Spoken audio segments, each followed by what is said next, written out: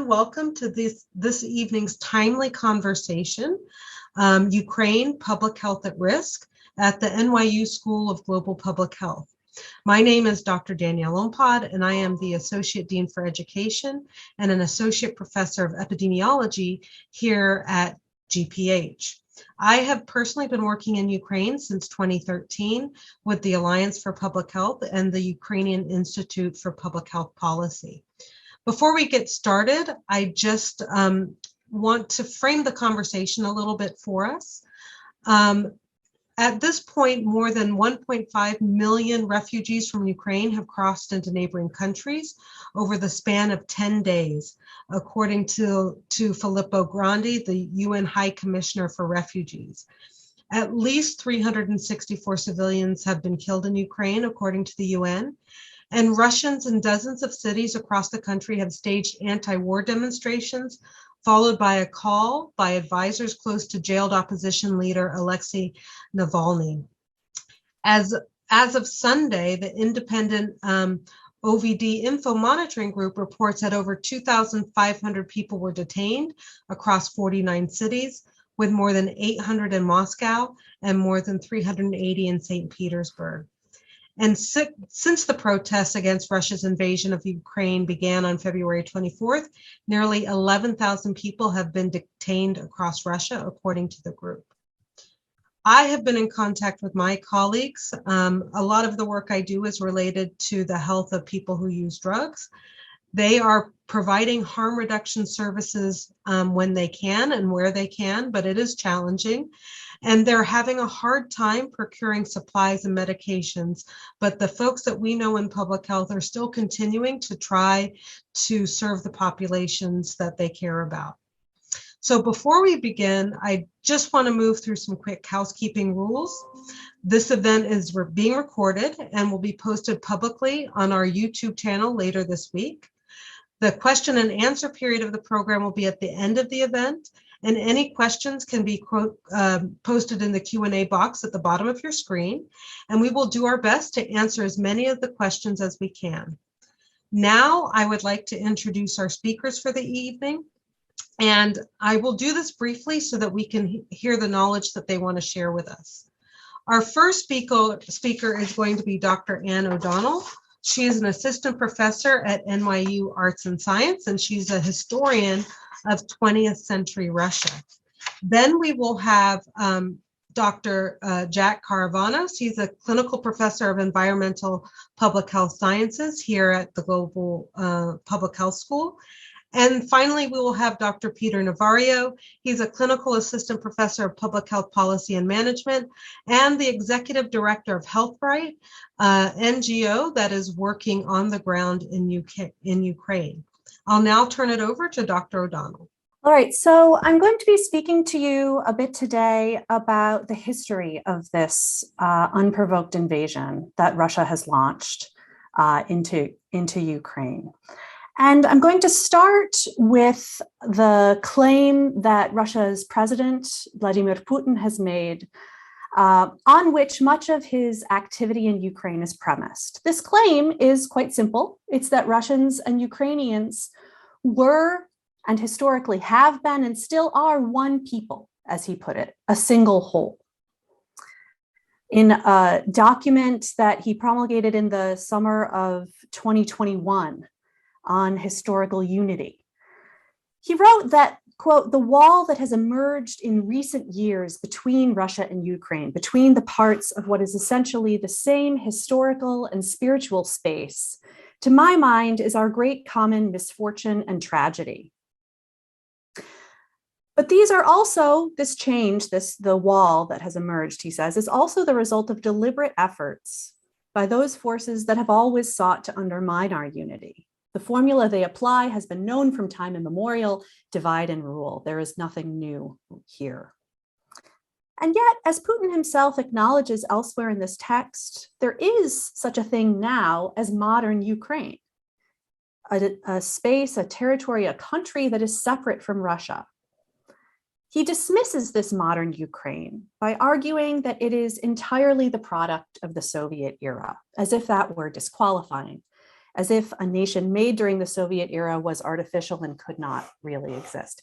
And so I want to begin by stating outright that Putin is using the history of these places, of these lands, to make claims about the sovereignty of Ukraine and its right to exist, and that we need not accept this linkage between history and sovereignty. History is not destiny in that or many other regards. However, I am going to take a look at the history of Soviet nation making in order to give a better sense of this experience, the emergence of modern Ukraine, before turning to a look at Ukraine's existence since the fall of the Soviet Union and the roots of the current conflict.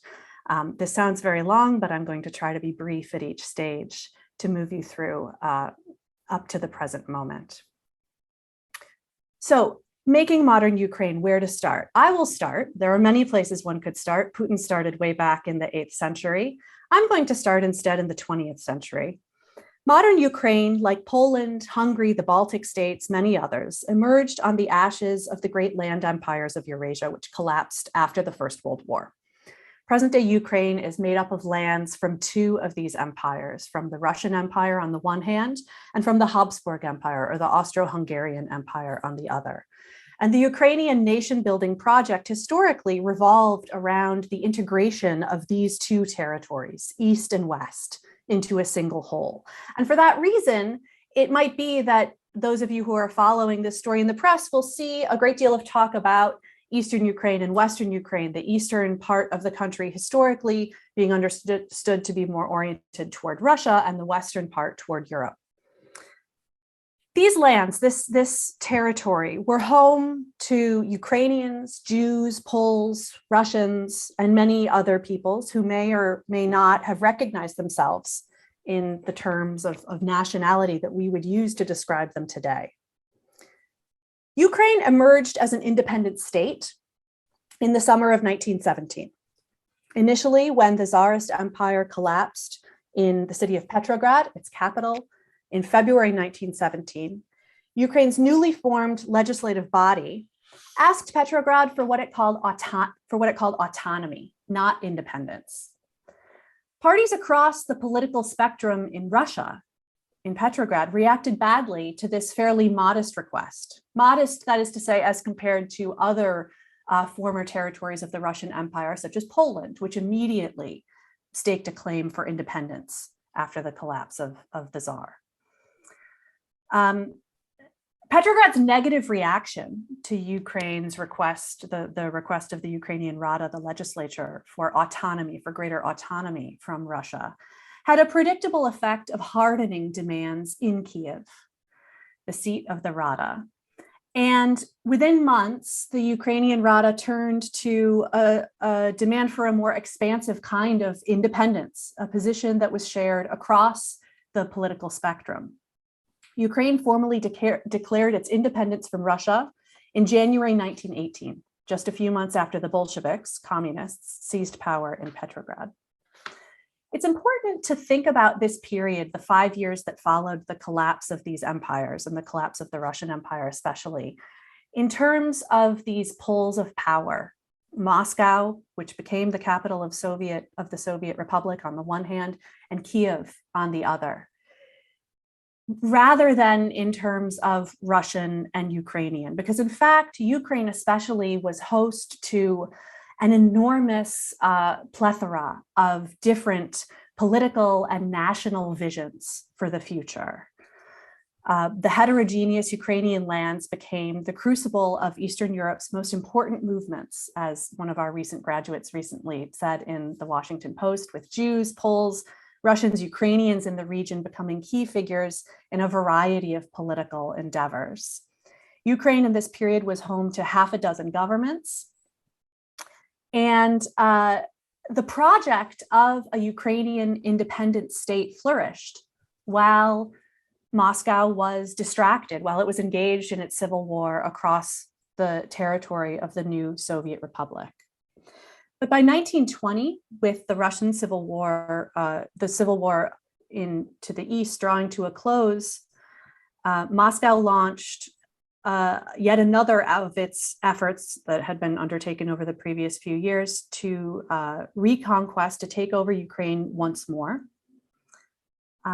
For a variety of reasons, Ukraine was especially difficult for the Russian Bolsheviks to take. There were 3 separate attempts to Sovietize Ukraine, that is to say, to wrap this territory back into this new Soviet republic and its project. 3 separate attempts were made before the Bolsheviks coming from Moscow succeeded. This wore the Moscow Bolsheviks down, and it affected the shape of the Soviet Union when it was formed in 1922.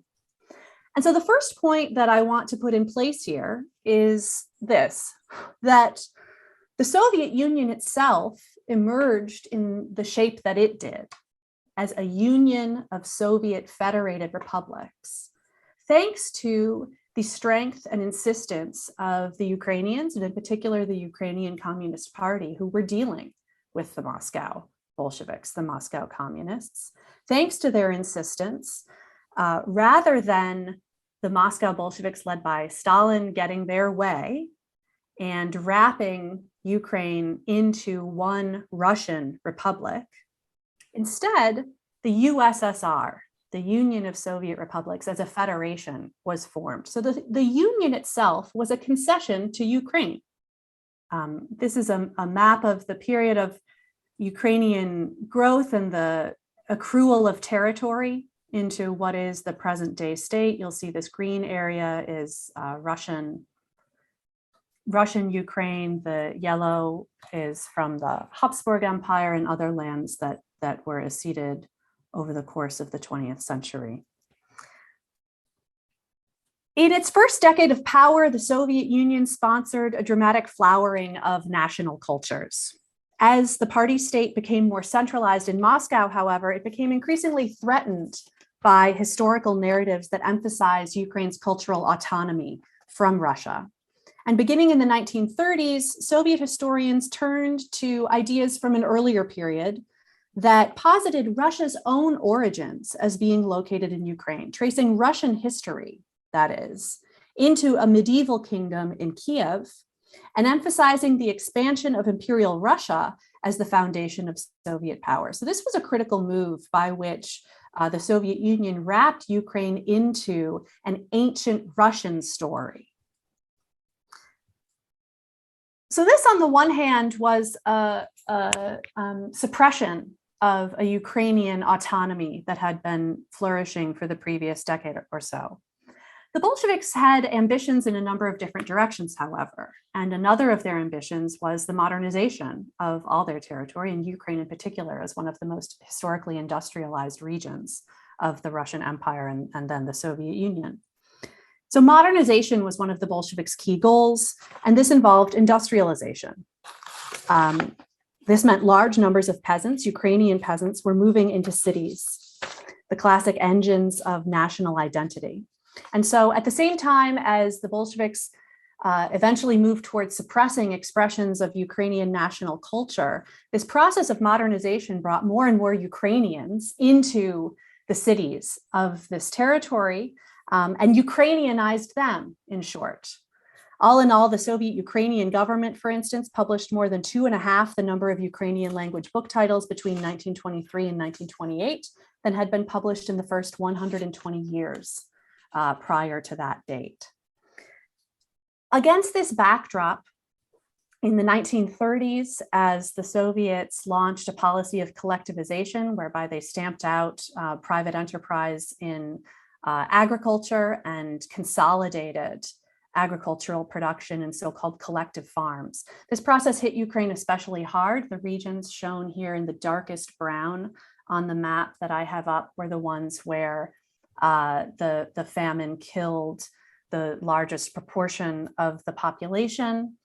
And the famine, known as the Holodomor in Ukraine, killed roughly 4 million people. There remains a debate about whether it was a purposeful genocide or an outgrowth of this near universal program of state violence that was visited upon Ukrainians, but also upon Kazakhs with special severity. In the present day, however, as you see from this postage stamp from the early 1990s, The memorialization of the famine and the memorialization of a suffering that was brought upon Ukraine by its association with Russia remains a very powerful part of national political discourse. This is equally the case when it comes to Chernobyl, jumping ahead by some 50 years. Chernobyl was brought about, as there will be many others speaking about today, during a test of equipment in April 1986.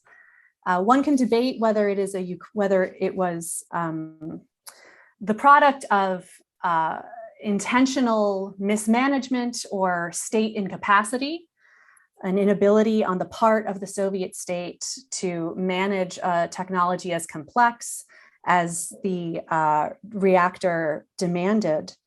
Like so many authoritarian regimes, the Soviet Party state had a problem with the flow of information from bottom to top, especially when it came to bad news. And so flaws in construction, the absence of safety features that were common to reactor design abroad, both occurred. The reactors had been built on the cheap. And these errors, these flaws in the reactor were known at the time. They were known to the Ukrainians and the Soviet people who worked there. But they were not acted upon because to do so would involve jeopardizing the fulfillment of the economic plans according to which Soviet society functioned.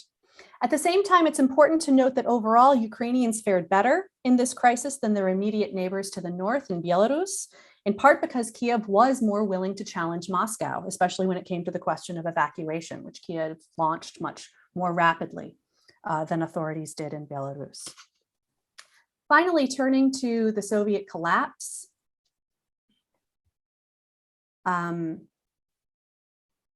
This was also a pivotal moment for the Ukrainian involvement with this broader project of the greater Russian Empire. And it was the Ukrainian referendum, a Ukrainian vote in December 1991, in which over 90% of participants voted to leave the USSR, that brought about the end of the Soviet Union, because without Ukraine, this populous industrialized territory, Russia would be left carrying the weaker Muslim and Central Asian republics entirely on its own. So there's 1991. There have been a series, Russian involvement in Ukrainian politics did not end in 1991, however. In 2004, what was known as the Orange Revolution occurred on the cusp of a presidential election. You can see this is actually the same man pictured here, Viktor Yushchenko, before and after his poisoning by dioxin. He was poisoned in the midst of his campaign for the presidency of Ukraine in 2004. He was a charismatic would-be reformer.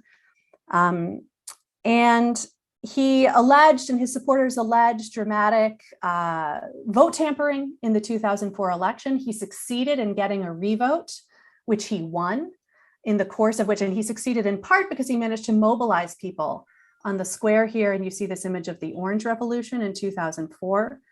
A decade later, when his successor contemplated signing an association agreement with the European Union and then withdrew from that plan under pressure from Russia, people came out again to the Maidan Square in Kiev in the hundreds of thousands. On November 21st, when the government suspended preparations to sign the agreement, thousands took to the streets of Kiev to protest.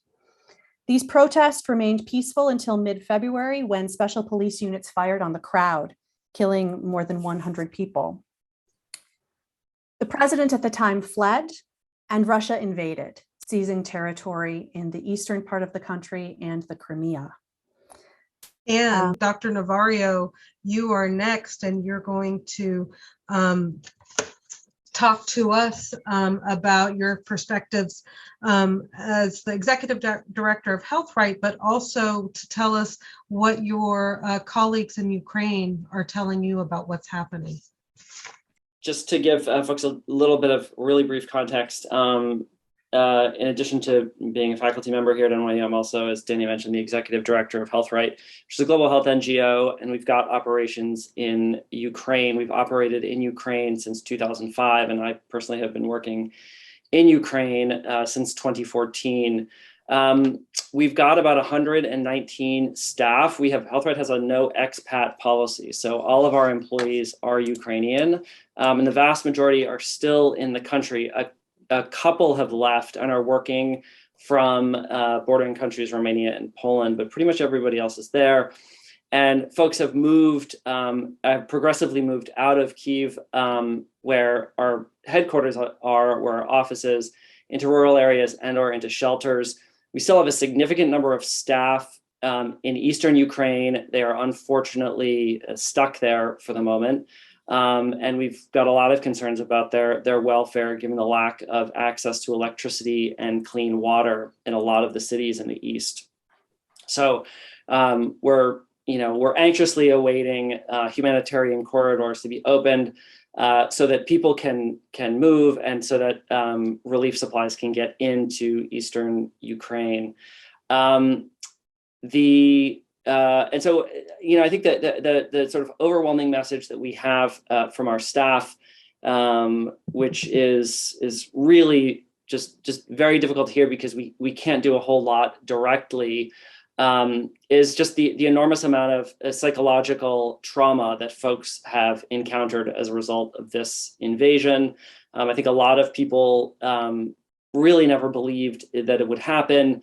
And so there's just an enormous amount of psychological trauma. And I think in terms of health issues, and I think in terms of the consequences of this, the public health consequences of this going forward, mental health and psychosocial support services are going to be, of paramount concern. I mean, obviously they're first and foremost meeting the basic needs of folks, food, water, shelter, et cetera.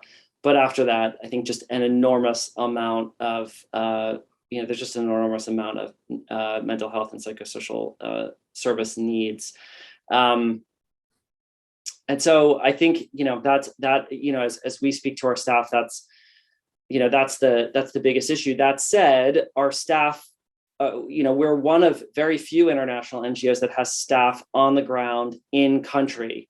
A lot of the large NGOs that have been mobilizing have been assisting refugees that are leaving the country in border countries like Poland, Romania, et cetera, Hungary.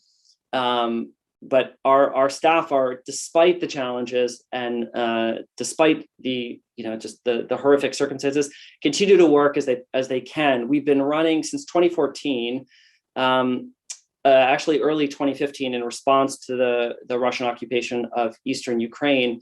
We started to build, with support from UNICEF, UNFPA, and the U.S. Embassy, networks of mental health and psychosocial services that assist survivors of violence across Ukraine. And we set up these networks in 10 different oblasts. Oblasts are essentially the equivalent of a state in the United States. And so all of these networks of psychosocial services are anchored by mobile teams that move around. And those mobile teams are linked to folks through internet and hotline services, and then treat those that they come into contact with emergency services, and then refer them for all kinds of social services. And we've built these networks across 10 oblasts. We've handed over most of them to the oblast governments who were running them up until the point of the invasion. And so that infrastructure is there. And I think that brings me to a point, is we get a lot of questions as an NGO that's operated continuously in Ukraine since 2005. We get a lot of questions about how can donors, institutional and individuals, help in these circumstances. And I think certainly giving resources right now in the emergency relief period are really important. There are massive amounts of needs for refugees who are displaced people in general. And very large NGOs, people have seen fundraising campaigns for UNICEF, Save the Children, CARE, and others, IRC, who really excel at mobilizing resources at scale, doing logistics, and so that's really where they're really, really good at. I think for donors, as they look for places to invest, my advice would be also to be to sort of balance that support for these emergency services with finding ways to invest in Ukraine itself and putting resources in the hands of Ukrainian people. At the moment, that's very difficult. We're able to do it because we're connected to people on the ground. Our organizational bank accounts are not Ukrainian bank accounts, so we're actually able right now to move money, which is a real asset. So we're able to support our staff in that way. But as things open up, I think we want to really find ways to understand for donors to understand what existed. We're not starting from scratch. Don't reinvent the wheel. What existed, try to revive what existed. All kinds of services, networks, civil society organizations across the country. We've got a list of civil society partners that we've been working with for many years, who we trust and who we collaborate with. Getting resources into those organizations' hands is going to be really, really important as we go forward. And so I'm happy to answer any, I'm sure folks, as we get to the end and we have a little time for Q&A, we'll have more questions. But just sort of that's a little bit of guidance in terms of how institutional donors and individual donors can think about how to support relief efforts in the short term, but also rebuilding efforts over the long term after the sort of acute emergency phase happens. And I think again, this thinking about ways in which to get resources into the hands of Ukrainian organizations is really, really important. And I'm happy to share more thoughts on the best ways to do that again later on in the discussion. So with that, I'll hand it back over to you, Danny. Thanks a lot. Thank you so much, Peter. Next, I'm going to turn it over to Dr. Karavanos. So nearly all of the panelists today have actually visited Chernobyl on public health trips, actually. And the radiation levels have risen since Russia overtook the site. And we've also seen bombing of the nuclear power station in Zaporizhia.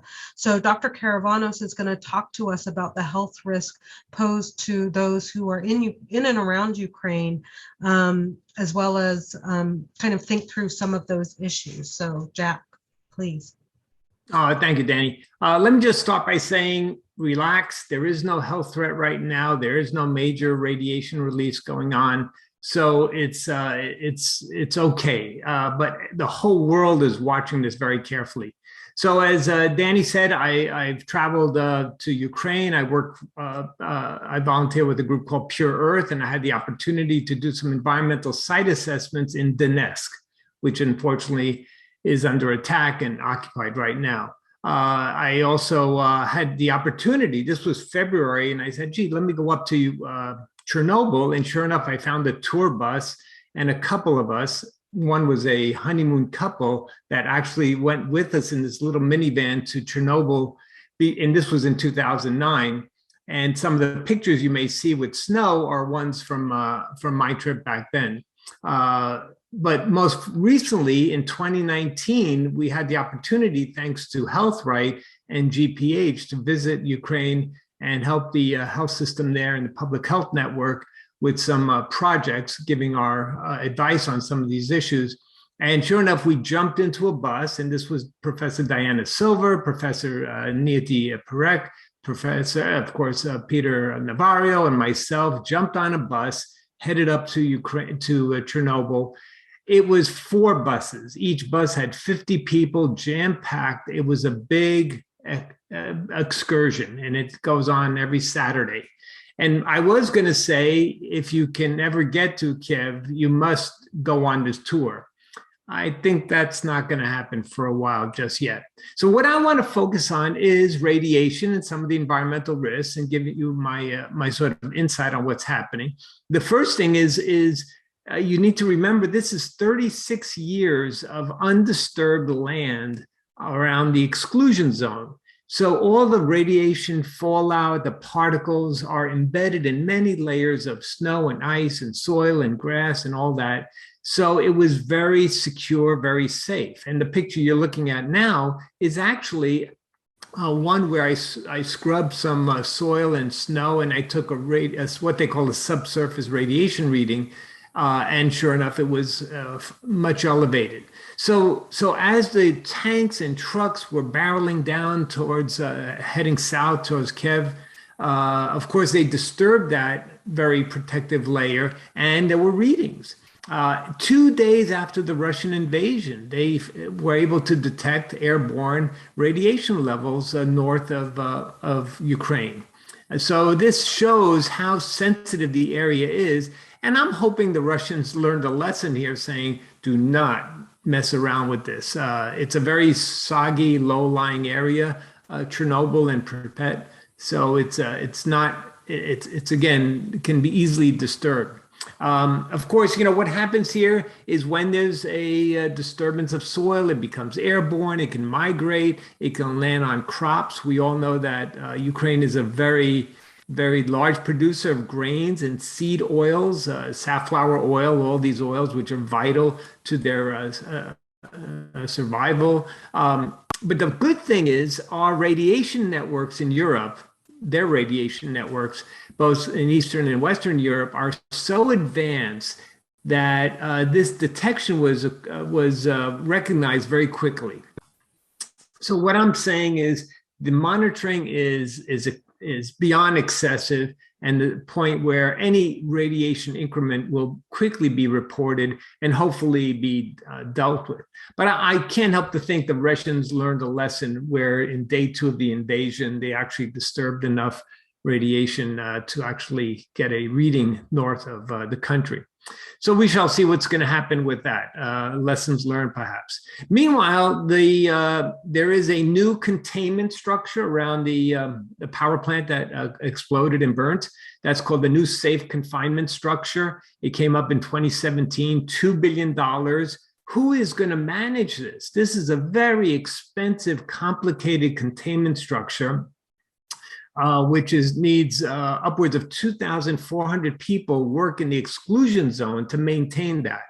And then what's happening in Zaporizhzhia down south, you have another very large operating nuclear power plant. That's actually 6 individual reactors. And what happens here is who is going to sort of manage this and take it over? Right now, it's in the hands of Russians, and we're assuming that they have nuclear power plants. So there are a lot. They have 38 nuclear power plants.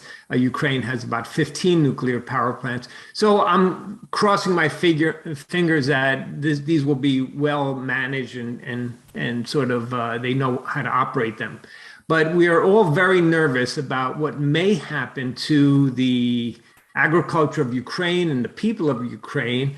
And of course, by default, it may spread elsewhere. Another issue that sort of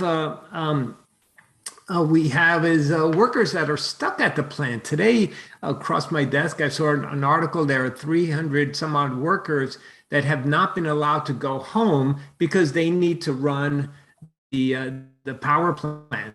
And this is particularly in Chernobyl, where they still have to maintain the facility, and there are thousands of people there. So this is going to be, the people that know how to run these plants are Ukrainian, of course, and meanwhile they're under control of Russians. So there's concern there about the management of these sites. I'm hoping the Russians realize the severity of the situation, and they of course are managing it properly. But I want to end with saying that, I'm a bit of a child of the 60s. I remember the Vietnam War and Agent Orange. Remember the Iraq War and Desert Storm and exposures. And what's fascinating about this for an environmental scientist is how quickly the environmental issues bubbled almost to the top. Within days, radiation made the news. There was burning oil depots and gas pipelines. And I saw the headlines, toxic smoke and exposures. So this was never the case when we had wartime events like this. It was always sort of after, years later, what are some of the environmental health consequences of war. But in this particular case, thanks to everything from social media to a whole new generation that's sensitive to this, I think we're seeing really some good attention to some of the environmental issues. But let's not forget, while we look at these pictures of families trying to recover their personal belongings in homes, we have everything from leaking gasoline depots and fumes and combustion products and safety hazards. So as with any disaster management, the recovery and restoration efforts are going to be very dangerous and tricky. And of course, this is all happening not under a control situation. This is, of course, wartime.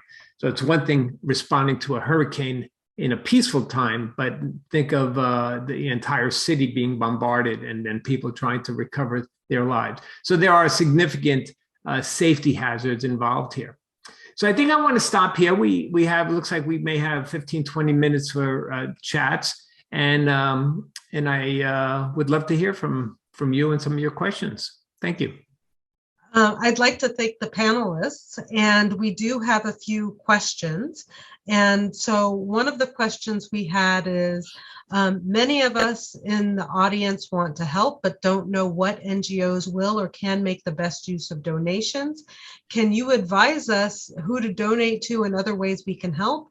And this person would also like to point out the animals in Ukraine are also suffering and traumatized, including zoo and shelter animals, for example, and wants people to consider them when donating as well. So it's a really great question. It's one that we get an awful lot. And I think the way to think about this crisis is almost in different phases. And what I was alluding to earlier in my comments is that right now, the sort of pressing needs are around fulfillment of basic housing, food, water, shelter, those basic emergency medical services, those types of needs. And it tends to be the organizations that tend to be most capable of delivering that emergency relief are some of the larger international NGOs, which you've heard of, International Committee on the Red Cross. I mentioned CARE, IRC. UNICEF does a lot of, UNICEF is actually, and not a lot of people know this, but UNICEF is one of the most sophisticated logistical organizations in the world. They're actually masterful at logistics. That's the sort of support that you need at the moment. But I think, as the crisis progresses, you want to think about those needs evolving, and that's really important. A lot of people provide support early on in the relief effort, and my advice, and I was saying this earlier, to sort of balance your support for international organizations that are providing emergency relief and those that are going to provide support to Ukrainian organizations. That's more of a challenge, but it's really, really important. And so I think waiting for the moment when we can reliably get resources to organizations that are on the ground, Ukrainian NGOs and community-based organizations that will need your support in order to ramp up services. They're on the ground, they're in the communities, they are the best. They are going to be the best use of your resources. Not many NGOs have boots on the ground like HealthRight does. Because we have a no expat policy and we only employ Ukrainians in Ukraine, we have staff there and we are able to get them some resources. We still have limitations though, getting physical resources, clothing, food, water. We can't move it around the country easily. But what we have done is we've stood up an emergency fund, which you can go to our website, healthright.org, and we're pooling our resources so that the moment that we can begin to activate our staff on the ground, we're able to do that. We will also support other local NGOs who we have a history of working with and whom we know do great work, and we'll be able to meet the immediate needs of Ukrainians on the ground. We will also be able to pass along financial resources to them as well. So I would just encourage folks to, and I can post, if you're interested in a list of local NGOs or how to access local NGOs, feel free to contact me. My email is peter.navarro@nyu.edu. It's really easy to remember, or at healthright.org, same email address, goes to the same place. But I would encourage you to think about those things. It's not always easy, but it really pays off if you may want to provide some financial support now. You may want to hold off a little bit and see how you can best help out in the future. And I would just encourage people to be patient and to provide continuous support. This cannot be a once-off effort. This is going to require sustained support. Okay. Somebody asked, what is the status of the COVID pandemic? What percentage of the population is vaccinated? And what are the public health mandates in wartime? So I can help with the first two questions. It's been estimated that almost 35% of Ukrainians were fully vaccinated. And the epidemic curve for COVID, like in most places around the world, had dramatically decreased in recent times. I will say that periods of mass migration and crowding, like you might have seen on TV in the subway stations where people are close together, definitely opens up the possibility for transmission of all sorts of things, not just COVID. So it's something that we're going to really have to keep an eye on. And, you know, procurement is an issue for all sorts of resources in Ukraine. And I can almost guarantee that masks are also going to be hard to get and kind of hard to keep track of when you're moving around. So I think that I'm not sure what the public health mandates are currently, but I suspect that the priority is getting people to safety rather than monitoring whether or not people are wearing masks, which is as it should be. So I think that's where we are with that. The next Lots of vaccine hesitancy, though, Danny. Yeah. You know, as you saw from the overall vaccination rate is 35%. It's really driven by just a great deal of hesitancy. Absolutely. Yeah.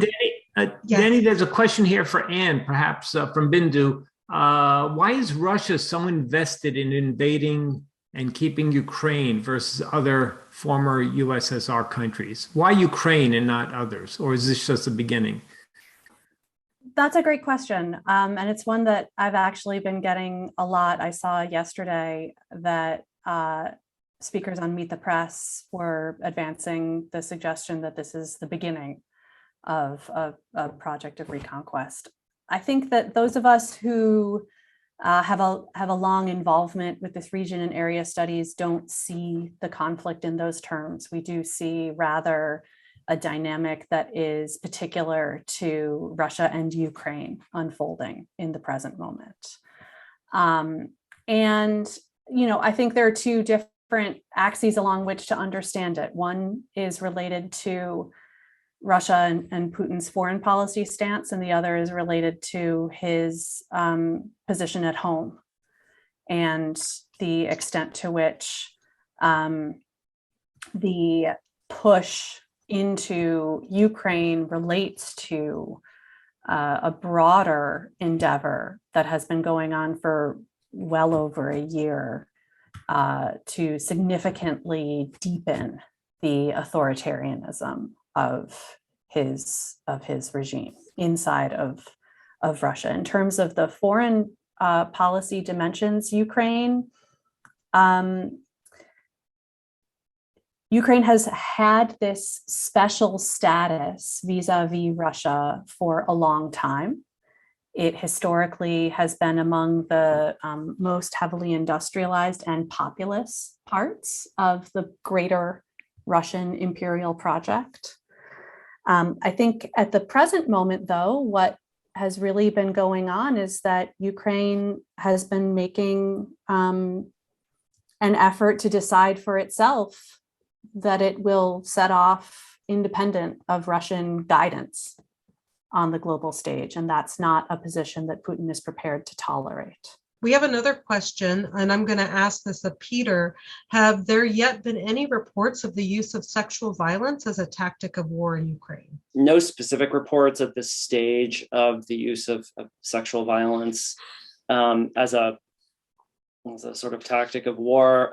But what we know from previous conflicts is that unfortunately, incidents of sexual violence tends to spike around conflict as military soldiers interact with communities. So those opportunities increase, certainly through our work I mentioned over the past 6 years in building these networks for survivors of violence. A meaningful percentage of those folks had experienced different forms of sexual violence. So it's certainly something that we're prepared to deal with. as soon as our teams and networks can be stood back up.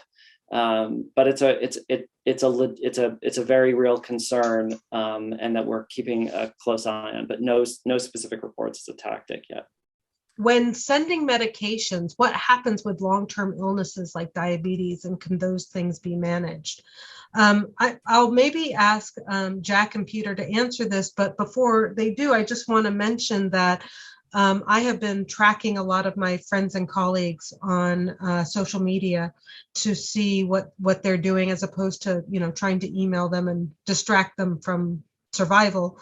And a lot of them are posting opportunities for people to get the medications that they need and providing locations. So there is some kind of social media mediated communications going on to get people to some of the resources that they need. But Peter and Jack, maybe you have some insight into that question as well. Peter, why don't you start? It's not really in my specialty, getting medicine, and what are the difficulties? Is it even possible? And will it get to the right people? What do you think? Yeah, it's a real challenge, and getting, as we've said, just getting basic survival needs in and out of the country at the moment is a real challenge. So this is a real, chronic medication is a real issue. I have seen some social media campaigns around people mailing their unused medicines to. I don't think that's a great idea personally. I think there are better ways to get safe medicines to people who need them. So I'd be very leery of requests to do that, though your intentions may be good. But it's a real concern, and just getting, people aren't moving around the country, let alone, essential goods. And so, it's one of the things that we're going to have to think about. And I know that the things that, that the health authorities in Ukraine are really worried about. What's the biggest challenge to delivering medical aid and quite frankly, humanitarian aid to Ukrainians right now? And is there one specific type of aid that's most critical at the moment? Yeah, I think, again, right now, the basic needs are probably the most important, right? Housing, shelter, water, food, clothing. And as I said, I think in terms of once you step out of those sort of the really basic needs, there's going to be a massive need for mental health and psychosocial services. There's the trauma associated with the conflict, with displacement, with losing touch with family members or losing family members. This literally touches everybody. Nobody is untouched by this. And so I think and it's something, by the way, that we've been exceptionally poor, in my view, at delivering in the wake of conflict. So I think we have an opportunity. I think COVID, for a lot of us who have been working in mental health for a long time, or global public mental health, which has been, mental health has not really been on the map in global health. COVID has sort of helped a lot of people realize how important it is. And I think that in the wake, and I hope that we remember that in the wake of this conflict, because there's just going to be a massive amount of need, and that we can mobilize resources for mental health and psychosocial services. There are many, in the wake of a conflict like this, many needs. But first and foremost, meet the basic needs. Beyond that, I think we're going to have a much more effective sort of rebuilding period if people's mental health and psychosocial service needs are met as a priority. I just want to add to what Peter said regarding radiation and the fear factor associated with radiation. We saw it in 3 Mile Island, where everything from alcohol abuse, drug use, divorce rates, suicides, even though it wasn't, let's say, a very high risk situation, it scares people so much, and we were just not prepared. And here we are 30, 40 years later, and we possibly are still making the same mistake. So the mental health services, especially when it comes to radiation and the fear factor, just can't be stressed, especially to children. Yeah. So hopefully, Anne, you have a little bit of time, because I know you have to leave shortly, to answer a question. How real is Putin's threat of nuclear war, do you think, based on your knowledge of 20th century Russia? And is he, well, I don't know if you know about this, but if he is unstable enough to go nuclear, what will that mean for Europe and the rest of the world? Those are important questions, of course. I don't know that I or anybody else has the answer to them. I think that there's a lot that's, I'll put it this way, there is a lot that's being written in the last week or so that has to do with what, people who are involved in foreign policy are thinking of as the sort of return of the past, the return of a moment in which the threat of nuclear armaments feels much more real than it has to anyone for a very long time. There's a fairly significant amount of attention on whether he would engage in the use of some kind of tactical nuclear weapon. There's a broader question about, a discourse of the United States getting involved in the conflict and it escalating into some sort of, nuclear warfare. I think that the thing about the nuclear weapons is that they operate as part of a broader strategy of bargaining that Putin is currently engaged in.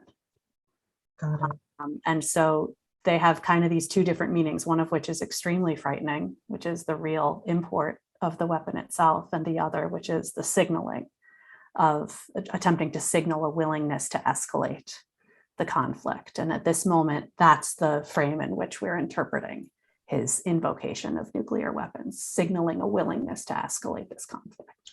Got it. In other words, is that saber rattling for right now? Or is it more than that? I suppose perhaps I'll speak then to the second part of the question about, I am not a military tactician. I can't speak to you about whether it's saber rattling or not. I don't think that, in fact, we know that. I think that what we do know as people is that the invocation of that threat is irrational. And so we start to think about whether Putin is a rational actor or not. And I'm of the view that, we should think of him as being rational. We don't agree with his rationality. We don't agree with the logic according to which he is conducting this campaign, but I haven't seen evidence to think of him as somehow compromised. Great, thank you very much. Maybe could we do a couple more questions, or do people need to leave? Okay, so there's one question. We are seeing humanitarian needs for people who remain in place, those who are on the move, those who are able to cross the border into neighboring countries. How do you see the response vary in these three ways and the public health needs? Yeah, so I think I would echo some of my, I'll take that, Tammy. I would echo some of my previous comments, which is to sort of think about that. So the refugees are the individuals who leave the country, right, and who enter neighboring countries. And those folks are the neighboring countries with support from the European Union and international NGOs are providing refugee services to refugees across the border. With those folks who leave their homes and move within Ukraine are what we call internally displaced persons. And so those folks are going to have very similar needs to the folks who are still in place, with the exception of they probably are going to have additional need for shelter. Although most of the folks who have moved out of their homes they've either gone to shelters or they've gone to relatives' homes, based on the conversations that I've had with our various staff. And so they've sought out friends or relatives who live in areas where there is relatively less danger. And so this goes back to the point that I was making. You can provide support now to large international relief organizations who are primarily going to address the refugee situation, which is considerable now. We know that. And then finding ways as soon as we're able to get resources into the hands of Ukrainian civil society organizations that are going to mobilize a local response is going to be the best way to reach internally displaced folks and those that have remained at home. Is there anything that either of you would like to say as a parting shot to share with our audience about the situation in Ukraine? Thank you very much, Danny, and everybody for asking me to participate. On the environmental side, the radiation concerns are overwhelming. We have a very historic, heavily contaminated exclusion zone right up against Belarus border. which is beyond a toxic site, and that needs to be kept, under close scrutiny. And then, of course, the shenanigans of what's happening to some of the other power plants and what the plan is, and maybe using this as a bargaining chip. So I would, it's overwhelming as far as chemical exposures and biological exposure safety. That's usually that's going to be secondary. So that would be where I'm going to pay my attention on radiation. And to be clear, some of the isotopes that have contaminated the Chernobyl exclusion zone are relatively short half-lives, but some of them have half-lives of like 20,000 years. Is that correct? Yes, you're absolutely right. Some will dissipate in a couple of months, a couple of years, but there are some very serious ones that will last for decades, in the hundreds of years. The half-life will be in the thousands. So yeah, this is not going to be magically cleared up in our lifetime. Great. Anything else that you would like to add, Peter? Sure. I guess I just end with a plea to sort of, again, to reiterate my plea to individual donors to have some patience and some diligence. We're going to need sustained engagement from you. And as I say, it's going to take a little bit of work to figure out where your support can make the most difference, whether it's financial or finding different ways to amplify local voices. That's another great way to help. Just make sure that you're doing it from a reliable source. And so patience and sort of perseverance for the individual donor. For the institutional donor, really thinking about ways in which to build on that which existed and not reinvent the wheel, and to really push donor governments as donor governments to support both the relief efforts, but also the rebuilding efforts that will come after this, and to really focus on trying to get resources into the hands of Ukrainian institutions, the Ukrainian communities, civil society organizations who are on the ground and who are ready to sort of activate as soon as it's safe and as soon as they're able to do that. I think those are really some of the most I think important things that we can do. So I would like to thank all of our panelists and all of the GPH staff that helped organize this on such short notice. I also, want to draw attention to the folks working on the ground in Ukraine. Our colleagues, our friends who some are still there and some are trying to make their way out of the country to safety. Most of the people that I know who are trying to leave have children. And so, this is real for a lot of us, and we are in solidarity. And we really thank you for attending. Thanks, Danny. Thanks, Jack. Thank you. Thanks, everybody. Thank you, everybody. Thanks, Danny.